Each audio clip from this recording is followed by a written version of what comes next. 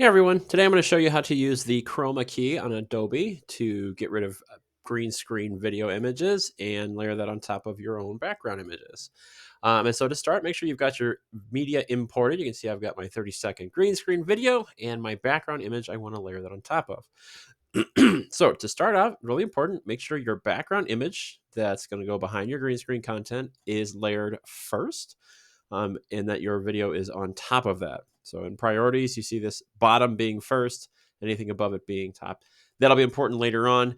If you reverse those, you will not be able to see your content. And I would also recommend grabbing that tool to the right and stretching your content all the way out so that your background image matches the duration of your video.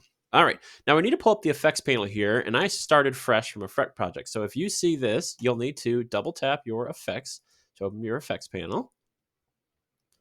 And if you're okay with it over here, you're going to need to go into the effects, and we will be doing some video effects. So double tapping that to open it up. And we're doing keying today. It's the Chroma Key feature, so that makes sense. Although it's actually called our Ultra Key. So double tap that. Now nothing happens. Now, although something is happening, we need to come over to the effects control option and tap that, which is where our chroma keying is actually taking place. Now, you need to click and hold that option and layer it over your green screen video content. And there your options will pull up. Now you can see that we want to add the Ultra Key effect here. And we're under video, not the audio portion. And we've got the key color option here. That's where we're going to grab our little eyedropper, and we want to turn it to black because we want to get rid of the background image that's just currently green. Now you can see my image doesn't quite line up. There's some shadowing around my image. And so I'm going to change my setting over here to really get rid of all that green. And I'm going to change from default to aggressive. I suggest you do the same. All right, so from here, you can arrange things how you'd like, but you can see that my content, as I test it out, video plays, background image is there. I no longer see my background green screen image. Beautiful Zen image on top of a relaxing candle. My candle is gigantic, though, and so that would end our section on chroma keying.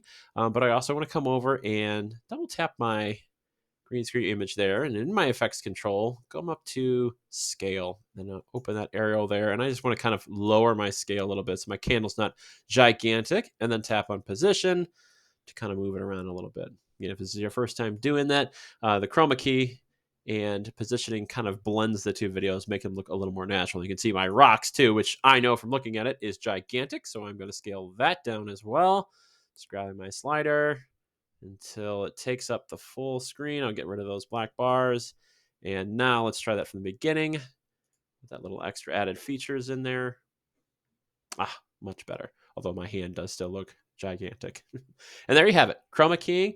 And again, and I'll just do it for the quick purpose here. If you accidentally switch your two, all you will see is your background image. You'll still hear your audio, but you need to make sure that your image is in a bottom priority or a higher priority in order to see that background.